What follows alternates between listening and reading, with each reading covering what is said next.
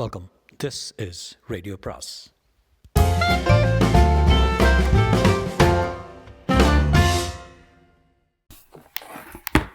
அனைவருக்கும் அன்பு வணக்கம். ராஜேஷ்குமாரின் மூடு பனி நிலவு அத்தியாயம் 15. இன்ஸ்பெக்டர் பால் பாண்டியன் தன் தோள்களை மெல்ல ஜெர்க் செய்தபடி சொன்னார். மிஸ்ஸஸ் யமனா, உங்கள் நிலைமையை பார்க்கும்போது எனக்கே ரொம்ப கஷ்டமாக தான் இருக்குது. நீங்கள் ஒரு நல்ல குடும்பத்துக்கு மருமகளாக வாழ்க்கப்பட்டிருக்கீங்க. அப்படிங்கிற ஒரே ஒரு காரணத்துக்காகத்தான் உங்களை போலீஸ் ஸ்டேஷனுக்கு கூட்டிகிட்டு போகாமல் இப்படி ஒளிவு மறைவாக விசாரணை பண்ணிகிட்ருக்கேன். மர்மமான முறையில் இறந்து போன லீலா கிருஷ்ணனை உங்களுக்கு தெரியாதுன்னு சொல்கிறீங்க. ஆனால் அவங்ககிட்ட உங்கள் கையெழுத்தோட கூடிய வாழ்த்து அட்டை லெட்டர் இருந்திருக்கு. வேற ஒரு இன்ஸ்பெக்டர் இருந்திருந்தால் இந்நேரம் காக்கி யூனிஃபார்ம் மாட்டிட்டு வந்து உங்கள் வீட்டு சோஃபாவில் கால் மேலே கால் போட்டு உட்காந்து விசாரணையை ஸ்டார்ட் பண்ணியிருப்பார். யமுனாவின் கண்களுக்கு நீர் மினுமினுத்தது. சார், கோவிலில் மனுஷால் காலில் விழுந்து கும்பிடக்கூடாதுன்னு பெரியவங்க சொல்லுவாங்க. இருந்தாலும் உங்களை என் அண்ணனாக நினச்சி காலில் விடுறேன். என்னை இந்த இக்கட்டான நிலைமையிலிருந்து நீங்கள் தான் காப்பாற்றணும். காலில் விழ முயன்ற யமுனாவை நாசுக்காக தடுத்து சற்றே விலகி நின்றார் பால் பாண்டியன். அவர் உதட்டில் இப்போது சின்ன புன்னகை. இப்படிப்பட்ட சென்டிமெண்டெல்லாம் போலீஸ் விசாரணைக்கு எந்த வகையிலும் உதவாது மிஸ் யமுனா. நீங்கள் இந்த இக்கட்டிலிருந்து தப்பிக்க ஒரே ஒரு வழி தான் இருக்குது. என்ன வழி சார்? உங்கள்கிட்ட இருக்கிற எல்லா உண்மைகளும் வெளியே வரணும். நீங்கள் எதையோ மறைக்கிற மாதிரி என் மனசுக்கு படுது. நான் எதையும் மறைக்கல சார். மர்மமான முறையில் இறந்து போயிருக்கிற லீலா கிருஷ்ணனை உங்களுக்கு உண்மையிலே தெரியாதா? பால் பாண்டியன் இப்படி கேட்டதும் யமுனா மனசுக்குள் ஒரு மின்னல் வேக பட்டிமன்றம். லீலா கிருஷ்ணனை தெரியும் என்று சொல்லிவிடலாமா வேண்டாமா? மூளையின் பெரும்பாலான நியூரான்கள் உடனே தீர்ப்பும் சொல்லிவிட்டன. வேண்டாம், இந்த கேஸ் முடிகிற வரைக்கும் லீலா கிருஷ்ணனை உனக்கு தெரியாது என்பதுதான் நீ சொல்ல வேண்டும். என்ன யமுனா யோசனை பண்ணுறீங்க? லீலா கிருஷ்ணனை உங்களுக்கு முன்னாடியே தெரியுமா தெரியாதா? தெரியாது சார். தெரியாதுன்னா உங்கள் ஃபோட்டோ எப்படி அவன் கைக்கு போச்சு? அதான் சார் எனக்கும் புரியல. இன்றைக்கி காலையில் நீங்கள் எங்கிட்ட பேசிட்டு போன பிறகு எனக்கு ஒருத்தன் ஃபோன் பண்ணான். என்ன ரொம்பவும் தெரிஞ்சவன் மாதிரி பேசினான். யாருன்னு கேட்டான். அதுக்கு அவன் என்ன யமுனா என்ன தெரியலையா? என்னோடய குரலை கண்டுபிடிக்க முடியலையா? எத்தனை நாள் பீச்சில் ஹோட்டலில் பக்கம் பக்கமாக உட்காந்து மணிக்கணக்காக பேசியிருக்கோன்னு படபடான்னு பேசிகிட்டே போனான். நான் சாரி ராங் நம்பர்னு சொன்னேன். பதிலுக்கு அவன் சிரித்தான். என்ன பக்கத்தில் அவன் புருஷன் இருக்கானா? சரி, விஷயத்த சொல்லிடுறேன் கேட்டுக்கோ. இன்றைக்கி சாயந்தரம் 7 மணிக்கு எலியட்ஸ் பீச்சுக்கு சிவப்பு பனித்துளியோடு வந்துடுன்னு சொல்லிவிட்டு உடனே ரிசீவரை வச்சுட்டான். பால் பாண்டியன் நெற்றி பரப்பு பூராவும் வியப்பு வரிகள் ஜனித்தன. சிவப்பு பனித்துளியா? என்னது? எனக்கே தெரியல சார். இப்படி ஒரு ஃபோன் இன்றைக்கி தான் வந்ததா? ஆமாம் சார். இந்த ஃபோன் காலை பற்றி வீட்டில் சொன்னீங்களா? இல்லை சார். ஏன்?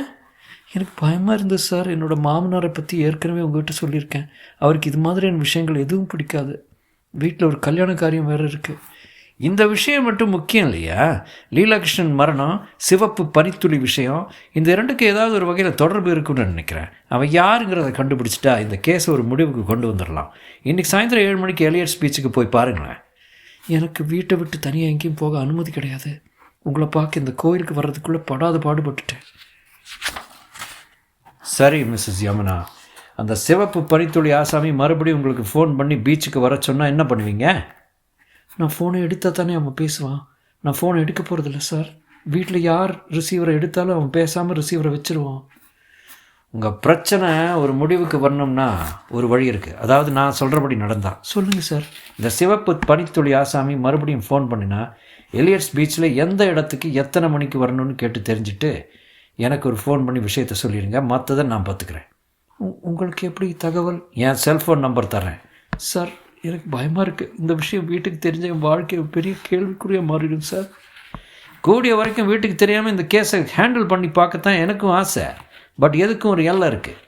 பிரச்சனையின் சூடு எல்லையை தாண்டும் போது நீங்கள் பிக்சருக்கு வந்து தான் ஆகணும். லீலா கிருஷ்ணனுக்கு உங்கள் பேரில் வந்திருக்கும் வாழ்த்து அட்டை கையெழுத்தும் இப்போ நீங்கள் கொடுத்துருக்கிற உங்கள் மாதிரி கையெழுத்தும் ஒத்து போனால் நீங்கள் கண்டிப்பாக போலீஸ் ஸ்டேஷனுக்கு வர வேண்டியிருக்கும். சார், அது நிச்சயமாக என் கையெழுத்து கிடையாது. இதை நீங்கள் சொல்லி பிரயோஜனம் இல்லை. ஃபாரன்சிக்கில் இருக்கிற கிராஃபாலஜிஸ்ட் கன்ஃபார்ம்டாக சொல்லணும். முடிவு எப்போ தெரியும் சார்? அநேகமாக இன்றைக்கி சாயந்தரம், இல்லைன்னா நாளைக்கு மத்தியானத்துக்குள்ளே. சார், உங்கள் செல்ஃபோன் நம்பர் தர்றதா சொன்னீங்க. ஏதோ சொன்னவர் தன் சட்டைப்பொருளில் இருந்து ஒரு துண்டு பேப்பரை எடுத்து செல்ஃபோன் எண்களை எழுதி கொடுத்தார். யமுனா அதை வாங்கி தன் வேனிட்டி பேக்குக்குள் பத்திரப்படுத்தி கொண்டாள். நான் வரட்டுமா? பால் பாண்டியன் கிளம்பி கோயில் வாசலை நோக்கி போக அவர் தலைமறையும் வரை பார்த்து கொண்டிருந்த யமுனா ஆஞ்சநேயரின் சன்னதியை நோக்கி போனாள். டூரிஸ்ட் கும்பல் வெளியேறி போயிருக்க கோயில் வெறிச்சோடி போயிருந்தது. சன்னதியில் காத்திருந்த பட்டரிடம் துளசி மாலையும் வெண்ணெய் பொட்டலத்தையும் கொடுத்தால் அவர் தட்டில் வாங்கி கொண்டு கேட்டார். அச்சனையா, ம். யார் பேருக்கே? பகவான் பேருக்கு. பட்டர் கருவறை நோக்கி அர்ச்சனை ஸ்லோகங்களோடு போக யமுனா இரு கைகளையும் குவித்து கண் மூடினான். அட யமுனாவா? பின்பக்கம் எழுந்த பெண் குரல் கேட்டு சட்டென்று திரும்பினாள் யமுனா. தன்னுடைய வீட்டுக்கு 2 வீடு தள்ளி இருக்கும் லாயர் மனோன்மணி கையில் வடை மாலையோடு நின்றிருந்தால். 35 வயதான இந்த மனோன்மணி சமீப காலமாக அரசியலிலும் கொஞ்சம் பிரபலம். யமுனா சின்னதாய் புன்னகை செய்தாள். மனோக்கா, நீங்களா? என்ன அதிசயமாக கோயிலுக்கு வந்திருக்கீங்க? உங்களுக்கு தான் சாமி கோயில் எதுவும் பிடிக்காதே? அதெல்லாம் வெளியே, மனசுக்குள்ளே இந்த பஞ்சமுக ஆஞ்சநேயர் தான். ஒரு சிக்கலான கேஸை நேற்றுக்கு கோர்ட்டில் ஜெயித்தேன். தோற்று போக வேண்டிய கேஸை ஜெயிச்சு கொடுத்தாரு இந்த ஆஞ்சநேயர். அதான் இந்த வடமாலை. ஆமாம், நீ மட்டும்தான் கோயிலுக்கு வந்துடுறியா யமுனா? ம். சௌமியா கல்யாணம் போல் இருக்கே. ம். எப்போ? அடுத்த மாதம் 23ஆம் தேதி. இன்றைக்கி தான் மாமாவும் அத்தையும் முதலாக கல்யாண அழைப்புக்காக வெளியே போயிருக்காங்க. சௌமியாவுக்கு வரன்னு தட்டி தட்டி போயிட்டு இருந்தது இல்லையா? ம். அப்படி தட்டி போனதும் நல்லதுக்கு தான். இல்லைன்னா இப்படிப்பட்ட மாப்பிள்ளை கிடச்சிருக்க மாட்டாரே. ஹரிதா நல்லா படிக்கிறாளா? ஆவரேஜ். அவளுக்கு ஒரு மாப்பிள்ளை பார்த்துட வேண்டித்தானே. அத்தைக்கும் அதே எண்ணம் தான்.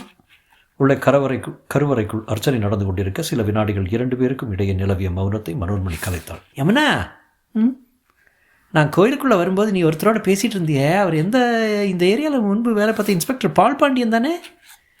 நெருப்பு சுடப்பட்ட